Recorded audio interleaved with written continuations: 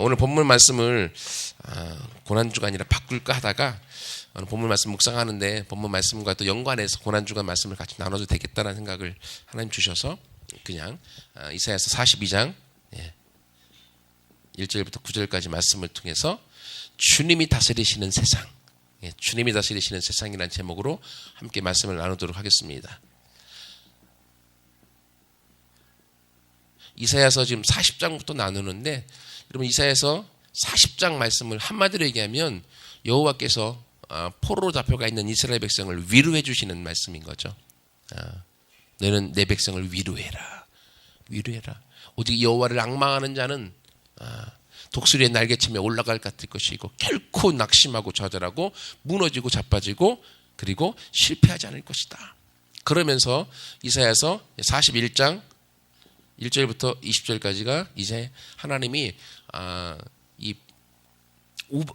이방인들과 우상신들 즉 바벨론과 바벨론의 신에게 우리가 한번 변론해보자 라고 얘기하면서 변론을 신청합니다. 그래서 변론 첫 번째 41장 1절부터 20절까지 해서 1절부터 7절까지는 하나님이 이방인과 우상을 심판하신다 라고 되어져 있고 8절부터 20절까지가 이제 하나님께서 다스리신다. 하나님께서 다스리시고 하나님이 위로해 준다라고 하는 메시지로 되어져 있고요. 두 번째 변론이 이제 이사야서 41장 21절부터 42장 9절까지 두 번째 변론하면서 똑같이 41장 21절부터 29절까지는 하나님이 이방인과 우상들을 심판하신다. 그리고 42장 1절부터 9절까지 오늘 본문의 말씀을 통하여서 하나님께서 위로해 주신다 라는 내용으로 되어져 있어요. 결국 이사야 40장 말씀이 뭐라겠어요?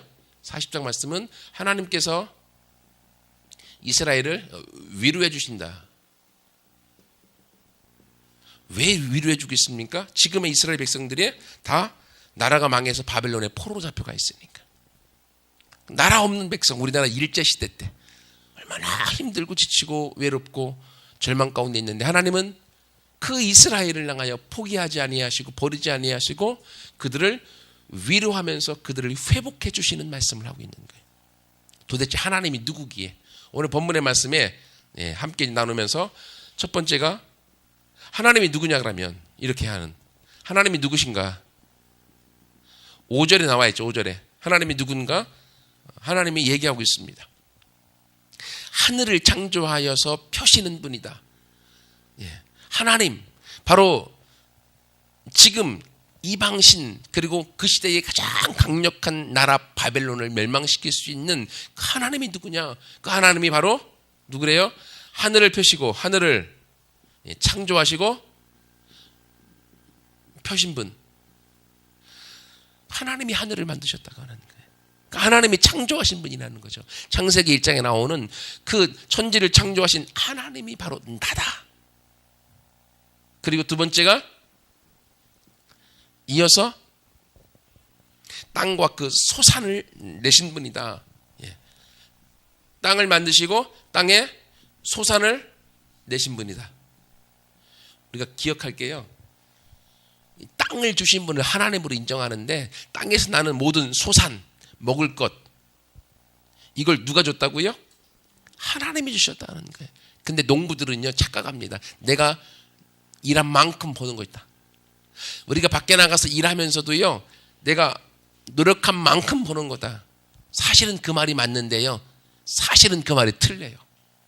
왜냐하면 내가 아무리 노력해요 벌어도요 하나님이 한번 가져가시려고 마음 먹으면요 다 가져가셔죠. 몸을 쳐서 가져가시건 질병을 쳐서 가져가시건 어떻게든지. 그래서 시편에 보면 얘기하잖아요.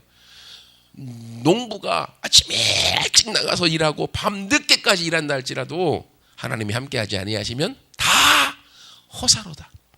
왜 그렇습니까? 땅에 소산을 내시는 분이 하나님이시기 때문에. 농부가 아침 일찍 가서 죽어라 일하고 밤늦게까지 일하고 와도 하나님 비를 안 줘버리면 말짱 도루묵 꽝입니다. 그죠? 비가 오지 않으면요 땅이 소산을 주지 않습니다. 결국 땅과 그 소산을 내어주시는 분도 하나님이신 거예요. 그렇기 때문에 우리가 하나님이 하늘을 펴셨을 뿐만이 아니라 땅까지 주시고 땅에서 나는 소산물까지 주시는 분임을 우리가 믿고 나아갈 때 그 하나님으로부터 우리가 채움을 얻고 하나님으로부터 도움을 얻게 되어지는 거죠. 세 번째로 하나님은 누구신가? 땅 위의 백성에게 호흡을 주시는 분이다. 땅 위의 백성에게 호흡을 주시는 분이다. 이 호흡 준다는 건 뭐예요? 생명을 주는 거죠. 숨을 쉬게 하는 거죠. 결국 사람의 생명도 누구 손에 달렸다고요? 네. 사람의 생명도 하나님 앞에 달려있는 거예요. 우리가 믿는 하나님이 누구냐? 결코 하찮은 분이 아니라는 거죠. 하늘과 땅뿐만이 아니라 그 안에 살고 있는 백성의 호흡, 생명도 주관하시는 분이 하나님이신 거예요. 여러분, 그러므로 우리가 믿는 하나님을 온전히 믿고 하나님을 온전히 의지하게 될 때 우리의 생명이 장수할 뿐만이 아니라 우리의 생명이 건강하며 우리의 생명의 연수가 짧건 길건 관계없이 그 생명의 연수를 통하여 하나님이 기뻐 받으시는 줄 믿습니다. 마지막 네 번째로 이 하나님이 누구신가 하면 본문에 보면 땅에 행하는 자에게 영을 주시는 하나님. 땅에 행하는 자, 즉 하나님의 일을 행하는 자에게 영을, 하나님의 성령을 주시는 분이다. 즉 이 땅에 살아갈 때 사람이 생명을 갖고 살아가는 것, 호흡하는 것, 이건 모든 사람이 동일하죠. 하지만 그 사람에게 하나님의 영이 있느냐 없느냐에 따라서 그의 인생은 천차만별이 되어지는 거예요. 하나님의 영이 그 사람, 호흡이 있는 그 사람과 함께 해야 될 때 하나님의 영이 우리의 삶을 이끌어 가시게 되어질 때에 사람은 앞에 1분 1초도 알 수 없습니다. 그러나 하나님은 우리의 미래를 아시고 우리의 앞길을 아시고 우리의 모든 것을 알고 계시기 때문에 하나님의 영이 함께 일하는 자와 같이 할 때 이 사람의 인생은 승리할 수밖에 없는 거죠. 하나님은 누구시냐? 일하는 자에게 영을 주셔서 그 성령을 통하여 행하게 하시는 분이라는 거죠. 여러분, 그러기 때문에요, 하나님이 누구신가 내가 바로 알고 하나님을 온전히 믿고 의지하여 나아가는 자에게는 회복과 승리가 있게 되어지는 줄 믿습니다. 바로 이 하나님이기 때문에 그 시대에 가장 강력했던 나라 바벨론도 쓸모가 없었던 거예요. 바벨론의 신 마르둑도요 쓸모가 없었던 거예요. 왜? 하나님이 계시기 때문에.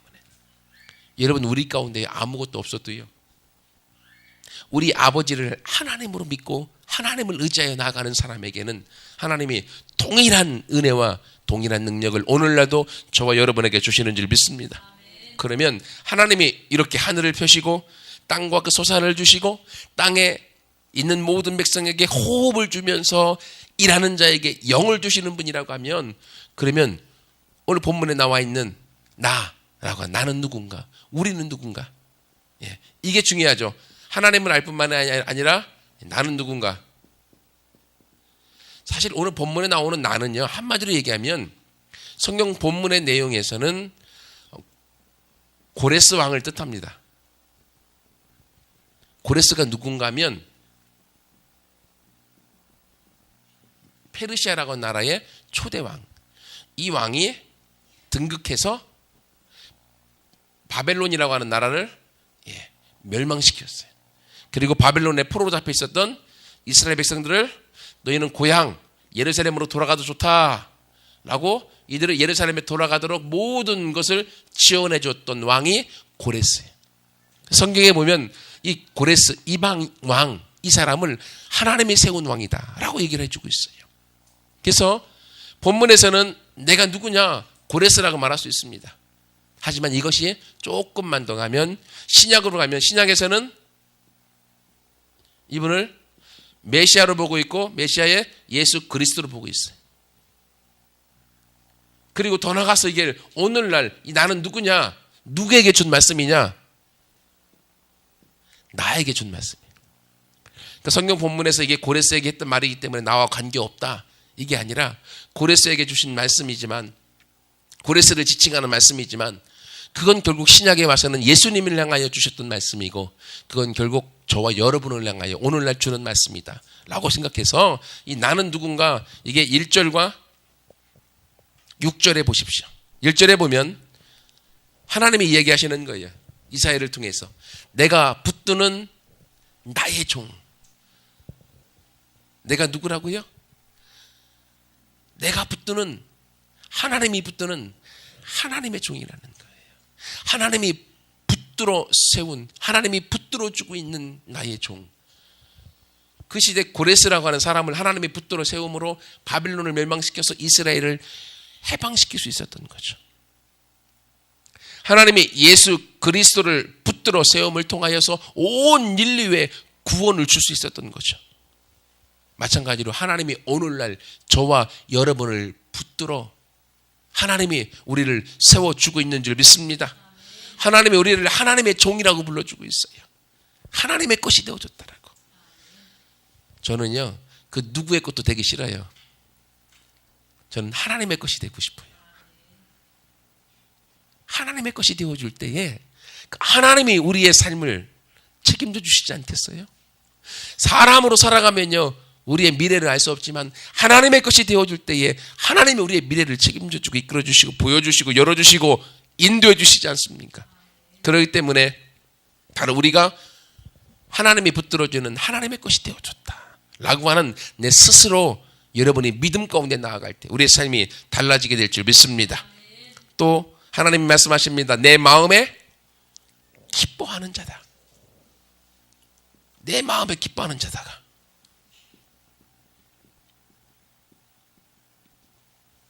하나님이 세운 고레스, 하나님이 기뻐하셨습니다. 왜냐하면 하나님이 세운 그 일을 잘 완수했기 때문에.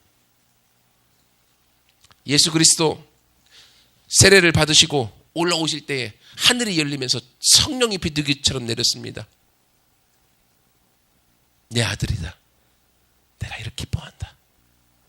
예수님을 향하여 기뻐하는 자라고 하나님이 말씀하셨어요. 그리고 오늘날 예수 그리스도를 통하여서 구원 얻은 모든 하나님의 백성된 저와 여러분을 향하여 너는 내 사랑하는 아들이고 딸이다. 내가 너를 기뻐한다. 주님 말씀하시는 거예요.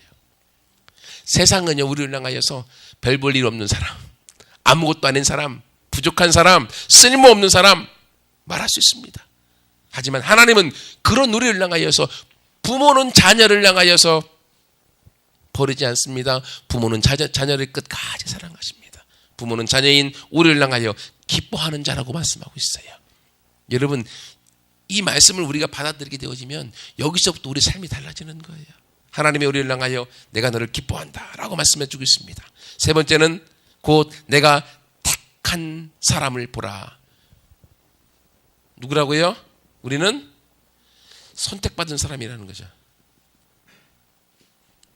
하나님이 고레스라는 사람을 선택하셔서 그를 통하여서 바벨론을 멸망시키고 이스라엘을 회복하는 데 사용하셨습니다. 하나님이 예수 그리스도를 선택하셔서 그를 세우심으로 하나님의 온 인류 해방의 구원의 일들을 이루셨습니다. 그리고 오늘 하나님이 저와 여러분을 선택하셔서 구원 얻게 하시고 저와 여러분을 선택하셔서 하나님을 믿고 섬겨 나가도록 오늘 이끌어주고 있다고 하는 거예요. 여러분, 선택받았다고 하는 것, 이것보다 더 좋은 게 없어요. 요즘 TV에 보면 위대한 탄생, 슈퍼스타 K 또는 보이스 코리아 여러 가지 오디션 프로그램들이 있습니다. 거기서요, 코치라는 사람의 선택받으면요 막 기뻐, 좋아, 날뛰고 너무너무 행복합니다. 사람이 선택해 준 것도 행복한데, 연예인이 되기 위하여, 가수가 되기 위하여 선택받은 것도 너무 행복한데, 우리는 누구의 선택을 받았다고요? 하나님의 선택을 받았다고요. 하나님이 저와 여러분을 선택해 주셨습니다. 이것을 우리가 알게 되는 순간 여기서부터요, 내 가치, 내가 얼마나 행복하고 기쁜 사람인가를 알게 되어지는 거예요. 그리고 또한 우리에게 이야기합니다. 뭐라고 말씀하시는가 하면 나의 영을 그에게 주었다. 내가 나의 영을 그에게 주었다. 우리에게 하나님의 성령을 주셨다라고 말하고 있어요. 하나님의 성령은요, 하나님 자신이잖아요. 하나님 자신. 하나님이 사랑하셔서 소망이에게 하나님의 모든 걸 주신 거예요. 하나님이 여러분을 사랑하셔서 하나님의 모든 것 주신 거예요. 성령을 통하여. 이것을 신약에서는 양자의 영이라고 하죠. 우리를 양자로, 양녀로 삼기 위하여 하나님의 모든 걸 주신 거예요. 그래서 우리를 양자 삼으셔서 우리를 하나님의 아들과 딸이 되게 만드신 거죠. 아들과 딸이면 결국 뭐가 됩니까? 상속자가 되어져서 하나님의 모든 것을 우리가 얻어 누릴 수 있는 자로 하나님이 세우신 거예요. 그것이 우리의 모습이라는 거예요. 그러니 하나님이 붙들어주고 하나님이 기뻐해주고 하나님이 선택해주고 하나님의 모든 것을 우리에게 주신 장본인이 저 여러분이라는 거예요. 고난주간이지만 예수님, 하나님 자신이었던 그 예수님께서 십자가라는 고통의 자리로 그분 스스로가 자원해서 걸어가셨어요. 왜 그렇습니까? 왜 하나님이신 예수님이 자신은 십자가의 고통과 죽음의 자리로 자원해서 가셨어요? 하나님이 붙들어주고 기뻐하고 선택하여 하나님의 모든 걸 주신 저와 여러분을 사랑하셔서, 그리고 그 모습을 우리가 깨닫고 그 자리로 나아가 그 삶을 살기를 원하셨어요. 이 고난주간에 우리 가운데 아픔의 시기이지만 그 내면에는요, 그만큼 사랑을 느끼는 절기가 고난주간이에요. 자신의 생명을 버리기까지 사랑해 준 것, 그 사랑을 우리가 알게 되면요, 우리 인생이 달라지는 거죠. 그 힐링 캠프인가요? 거기에 차인표 씨 나온 거 보셨어요? 안 보셨으면 인터넷에서 다운받으면 공짜로 보더라고요. 저분요. 제가 봤어요. 봤는데 차인표 씨가 원래 좀 인상이 이렇게 좀 울그락불그락하고 성품이 이렇게 좋은 스타일은 아니었던 것으로 기억하거든요. 근데 그 아내를 신하라 씨 만났잖아요. 결혼했잖아요. 근데 신하라 씨가 마음이 착해서 또 예수 믿는 사람이고, 그래서 그 가난한 나라의 어린아이들을 10명이나 후원해주는 컴패션이라는 단체를 통해서 후원해 주었어요. 그래서 그 후원을 통하여서 어린아이들을 챙겨주고, 그리고 사랑을 표현한 거죠. 우리는 한 4만 원, 4만 5천 원이면 그것도 크죠. 크지만 그래도 없어도 살 수 있는 그런 나라가 되어졌죠. 근데 그 가난한 나라에게 4만 5천 원이면 한 아이가 학교에 간 모든 학비와 그리고 집에서 한 달 동안 먹을 수 있는 모든 식량을 제공해 줄 수 있을 만큼의 큰 돈이라는 거예요. 그래서 10명이나 되는 아이들에게 후원해 줬어요. 그러니까 차인표가 생각하기를 우리는 잘 사니까 이 정도는 할 수 있지 뭐. 그리고 내가 이렇게 도와주고 있다라고 다른 사람 앞에 이렇게 자기 자신을 드러낼 수 있는 그것이 되니까 그래 해. 그랬대요, 처음에는. 그러니까 그것이 뭐 큰 문제는 되지 않았는데 어느 날 자기 아내가 그 도와주는 아이들, 그 쉬운 말로 하면 후진국이죠. 아프리카 있는 그 나라에 직접 가서 자기가 후원하는 아이들을 보고 오겠다고 그랬대요. 그러니까 그것도 열흘씩이나 자기하고 자기 자녀들 내팽개쳐버리고, 그러니까 차인표가 마음이 확 상했대요. 그래서 아니 거기까지 가야 되겠냐고, 왜 가냐고, 가지 말라고 막 그랬대요.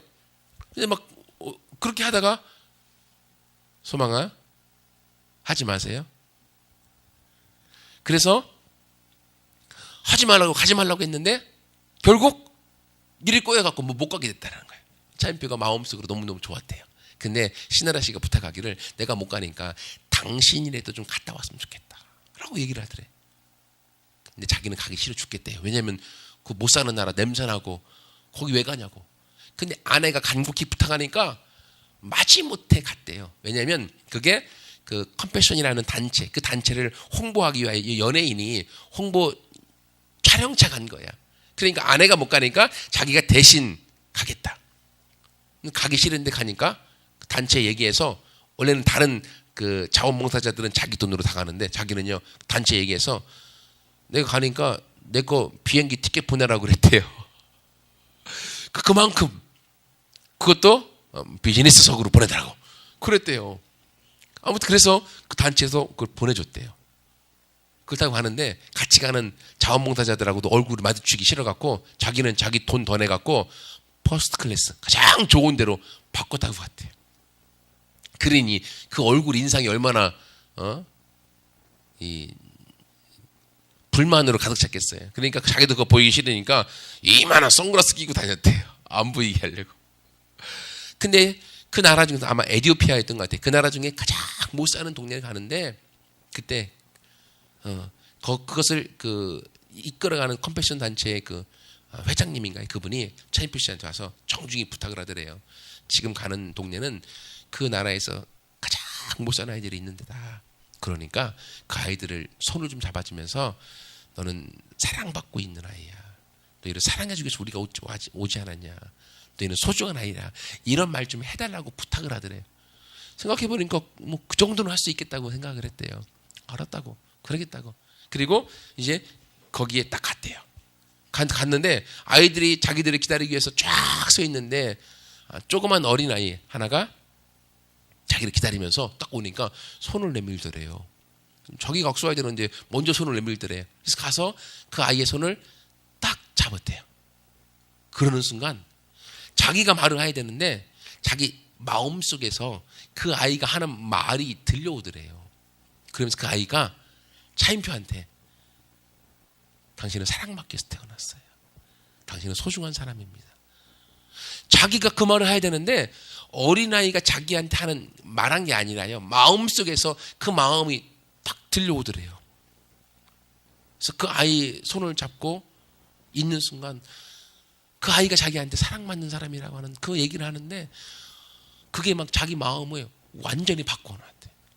그때가 2006년이었던 것 같아요. 2006년. 그래서 차인표 씨가 그때부터 자기 아내보다도 더 열정적으로 그 어린 아이들을 도와주는 컴패션이라는 단체에 헌신하게 되어졌다라고 얘기를 하더라고요.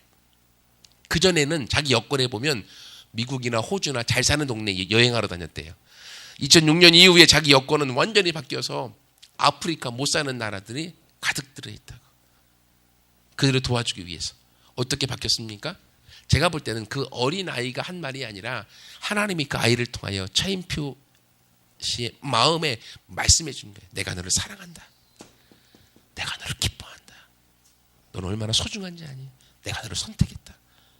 그것을 그 어린 아이라는 아이를 통해서 내면에 하나님의 음성이 들려올 때 차인표라는 그 인생이 완전히 바뀌어져서 이제는 수많은 어린 아이들을 후원하고 그리고 2명의 우리나라 또 아이를 양녀를 삼아서 양녀를 2명을 딸을 또 키우고 1명은 아들은 자기들 낳아서 키우고 그러면서 지금도 엄청나게 많은 사람들을 후원하는 인생으로 바뀌었어요.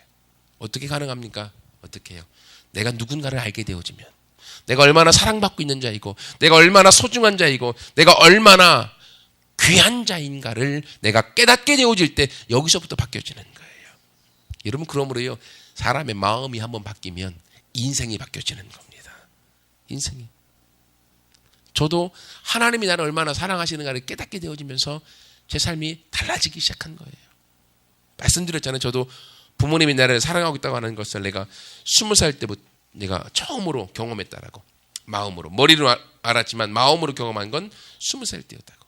근데 사역을 하면서 하나님의 일들을 감당하면서 성경을 통해 하나님이 나를 얼마나 사랑하고 있는가를 알게 되어지고 그 사랑을 조금씩 경험하게 되어지기 시작하면서 하나님이 나를 이렇게 사랑하고 있구나.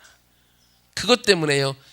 저라고 하는 인간 임재수라고 하는 삶이 완전히 달라지게 된 거예요. 여러분 마찬가지로 이 고난주간에 예수님이 왜 십자가에 못 박혀 돌아가셨습니까? 왜 고난의 가정에 한 걸음 한 걸음 걸어가셨습니까? 그 피 흘린 한 걸음 한 걸음이 저와 여러분을 향한 사랑의 몸부림, 사랑의 고백, 사랑의 모습이라는 거예요. 고난의 아픔, 고난의 고통 이것만 느끼고 끝나면 하나님의 본래의 마음을 모르는 거예요. 그 고난주간에 예수님이 걸어가셨던 고난은 우리를 향한 사랑의 고백, 우리의 마음 가운데 주의 사랑으로 채우고 하나님의 사랑으로 채워서 우리의 삶을 이끌어 주기 위한 하나님의 모습이라는 거죠. 여러분, 그럼 우리 고난주간 아직도 며칠 남았지만 함께 고난주간을 통하여 예수님이, 하나님이 우리를 얼마나 사랑하고 있는가를 함께 깨닫고 그 안에서 기쁨을 같이 누리고 회복을 경험하는 우리 모두가 되어지기를 소원합니다. 그러면 이제 두 번째까지 나는 누군가를 했습니다.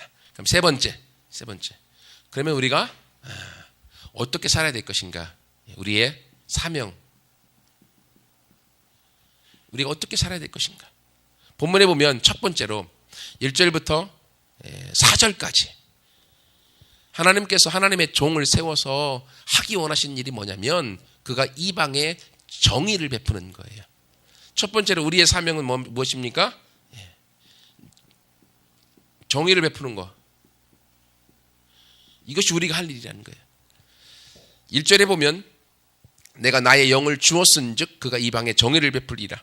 3절 상한 갈대도 꺾지 아니하며 꺼져가는 등불을 끄지 아니하고 진실로 정의를 시행할 것이다.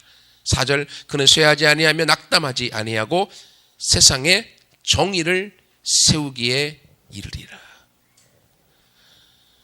하나님의 영이 임하셔서 하시는 것은요, 정의를 베푸는 거예요. 정의는 무엇입니까? 옳은 것과 바른 것. 하나님이 옳은 것과 바른 것을 세우기 원하시는 거죠. 그래서 하나님이 임하시는 곳에는요, 거짓과 굽은 것은 있을 수 없어요. 거짓 가운데 하나님의 영이 임하면 어떻게 되어집니까? 거짓이 떠나가고 밝음이 오는 거죠. 1907년 평양 장대현교회 부흥이 있었을 때 어떤 일이 있었습니까? 그 평양이라는 도시가 그 시대에 가장 성적으로 문란했던 도시 중에 하나였다라고 얘기를 합니다. 실제로. 그런데 성령의 강력하게 임하여 회개의 운동이 있어지고 나니까 그 모든 술집, 음탕한 집들이 다 문을 닫아버렸어요. 회개를 통하여서 다들 교회로 몰려와서 기도하느라고 자연적으로 술집과 그리고 창녀촌과 그 모든 것들이 문을 닫아버리는 거예요. 성령님이 오시면 성령님은 거룩하신 분이기 때문에 거룩하신 영은 우리를 옳은 것과 바른 것으로 인도해 주시는 거예요. 그래서 내가 내 영을 부어서 세상에 이방에 정의를 베푸게 되어지는 거죠. 정의를. 하나님이 한국의 땅을 사용하실 것입니다. 한국 가운데 다시금 성령을 불어넣으셔서 마지막 때 땅끝까지 복음이 증거되는 이 놀라운 일들을 하나님이 한국을 통해 일하실 거예요. 그런데 왜 아직 그런 일이 안 일어나는가 하면 한국에 아직 정의, 바른 것과 옳은 일이 서 있지 않기 때문에요. 아직 어두움과 아직 죄악과 거짓이 이 나라를 덮고 있기 때문에 성령님이 오실 수가 없는 거 아직이야. 그러나 지금 아무튼 우리나라가 정치적으로 여러 가지 혼란스러움이 있는데 저는 이걸 나쁘게 보지 않습니다. 왜냐하면 이 모든 과정을 통해 하나님이 우리의 정치를 흔들고 경제를 흔들어서 우리나라를 옳은 것과 바른 것이 드러나게 만드시기 위해 이것이 되어질 때 성령님이 이 나라를 강타하게 될 것이고 머지 않았다고 봅니다. 그러면 우리나라가 이제는 성령의 하나됨을 통하여서 남북한이 하나가 될 것이고 그 길을 통하여서 하나님께서 이 중국에 준비되어져 있는 선교사들이 10만 명이 넘습니다. 엄청난 선교사들을 통하여서 그들을 이끌고 중앙아시아 그리고 아랍권, 이슬람권을 강타해서 땅끝까지 예루살렘의 복음이 증거케 되는 날이 속히 올 것을 믿습니다. 왜 그런가 하면 하나님은 북한이라는 나라를 사용하시기 원하시는 거예요. 왜 전 세계에서 아직까지 공산권으로 그렇게 억압과 그렇게 핍박과 고통을 당하는 나라가 아직도 남아 있습니까? 설명이 안 돼요. 공산주의를 주었던 지금 러시아, 소련과 그리고 중국이 무너졌거든요. 그들이 자본주의를 받아들이고 다 바뀌었는데 이 북한만 남아 있어요. 이해가 안 가요. 그렇잖아요. 근데 지금 북한에서는요, 예수 그리스도를 믿는다는 이유 하나 때문에 사형을 당하고 죽음을 면치 못합니다. 그렇죠? 다 아시잖아요. 공개 처형당하고.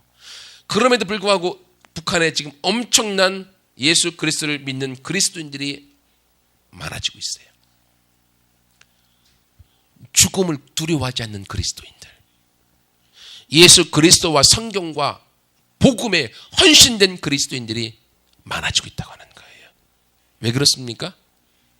중앙아시아와 아랍권의 복음이 증거케 되어질 때 중국에 준비된 선교사들은요, 중국 사람들은 얘기를 들어보니까 좀 소극적이래요. 많이 복음이 나가지만 누군가 앞에서 이 10만 대군의 선교사들을 끌고 나갈 수 있는 선두주자가 필요하대요.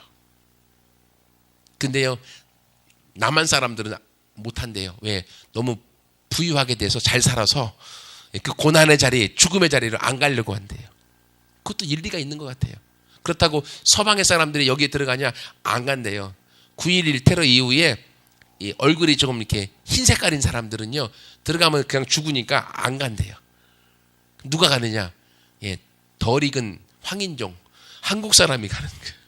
한국 사람이 가는데 남한 사람은 안 가려고 하니까 누가 가겠습니까? 이미 복음 때문에 자신의 목숨을 아까워하지 않는 사람들, 북한에 있는 그리스도인들, 그들이 중국의 10만 대군을 이끌고 이슬람권, 아랍권에 들어가는 거예요. 여러분 잘 아시는 것처럼 복음이 들어가는 곳에는 순교가 있습니다. 피 흘림이 있어요. 우리나라에 복음이 들어왔을 때 얼마나 많은 선교사들이 죽었습니까? 그 피 흘림과 함께 복음이 들어가는데 북한의 그리스도인들이 선두주자가 되어져서 중국의 수많은, 그리고 서방의 수많은 선교사들을 이끌고 이슬람권과 아랍권에 들어가는 날이 오게 될 거예요. 그래서 하나님이 지금 이 대한민국을 아직까지 포기하지 아니하시고 버리지 아니하시고 쓰시기 원하시는 거예요. 근데 이 일들이요, 그렇게 머지 않았습니다. 권사님들이 살아계실 때 이 일들을 보실 수 있을 거예요. 하나님이 그렇게 급하게 지금 전 세계뿐만이 아니라 우리나라의 정세를 끌어가고 계시기 때문에요. 하나님이 정의를 베푸시기 원하시는데, 바른 것과 옳은 것이 드러나기 원하시는 거예요. 성령을 통해 하나님이 이 일들을 이루실 것입니다. 사람이 나는 바르게 살아야지, 아니요. 하나님의 영을 주셔서 하나님의 영이 우리를 바른 것과 옳은 것으로 인도하시는 거예요. 성령이 오시는 곳에는 빛이 드러나기 때문에. 그리고 두 번째로 정의를 베푸는 일을 위해서 어떤 일이 있는가 하면 감정적이지 않고요, 긍휼함으로. 여러분 잘 아시는 말씀, 상한 갈대를 꺾지 아니하시고 꺼져가는 등불을 끄지 아니하시는 그 마음으로 하나님께서 정의를 베풀어 나아가실 거예요. 그리고 세 번째로는 어떻게 이 일들 이루시는가 하면 낙담하지 않으므로, 우리가 이렇게 나감에도 불구하고 시간이 지연되는 것 때문에 낙담하고 좌절할 수 있는데 결코 포기하지 마시라는 거예요. 하나님은 이 일들을 이루실 것입니다. 정의를 베풀어서 하나님의 역사를 만들어 가실 거예요. 그러므로 함께 기다려 나가기 원하고요. 그리고 또 하나 우리의 사명은 무엇인가 하면 본문에 보면 6절에 나 여호와가 의로 너를 불렀은즉 내가 네 손을 잡아 너를 보호하며 너를 세워 백성의 언약과 이방의 빛이 되게 하겠다. 백성의 언약이 무엇입니까? 하나님이 백성에게 주었던 언약, 70년 뒤에 바벨론에서 너희가 포로로 해방될 것이다. 고레스를 통하여서 하나님이 백성에게 주었던 언약을 이루시는 거죠. 마찬가지로 예수님은 새 언약이 되셔서 구약의 언약을 우리 가운데 새 언약으로 성령을 통하여 우리의 신비의 하나님의 말씀을 심어주는 일을 이루어 주셨어요. 그리고 오늘날 성령의 약속의 말씀을 저와 여러분에게 주어서 이제는 예수 그리스도를 믿는 우리가 이 세상에 나아가 땅끝까지 복음이 증거케 되어지는 그 백성의 언약을 하나님이 이루시게 하셨다는 거예요. 어떻게 해요? 이방의 빛을 드러내게 하기 위해서 하나님이 우리를 세상의 빛이요 세상의 소금으로 삼으셨잖아요. 저와 여러분의 세상의 빛이 되셔서 이제는 예수 그리스도의 빛이 저와 여러분을 통하여 세상에 비추어 세상의 어둠을 물리치고 주님의 구원을 함께 볼 날이 우리 가운데 속히 올 것을 믿습니다. 그러므로 우리의 사명이 우리가 누구인가를, 내가 얼마나 사랑받는 자인가 알아서 이제는 그 사랑을 통하여 함께 하나님과 함께 사명 같이 내가 있는 위치에서 지금 할 수 있는 자그만 거라도 같이 이루어 나가게 될 때 하나님 하늘을 창조하시고 땅에 소산을 우리 가운데 주시며 호흡과 성령을 주시는 그 하나님을 통하여 이 일들이 우리 세대에 이루어지게 될 줄 믿습니다. 같이 함께 기도하겠습니다.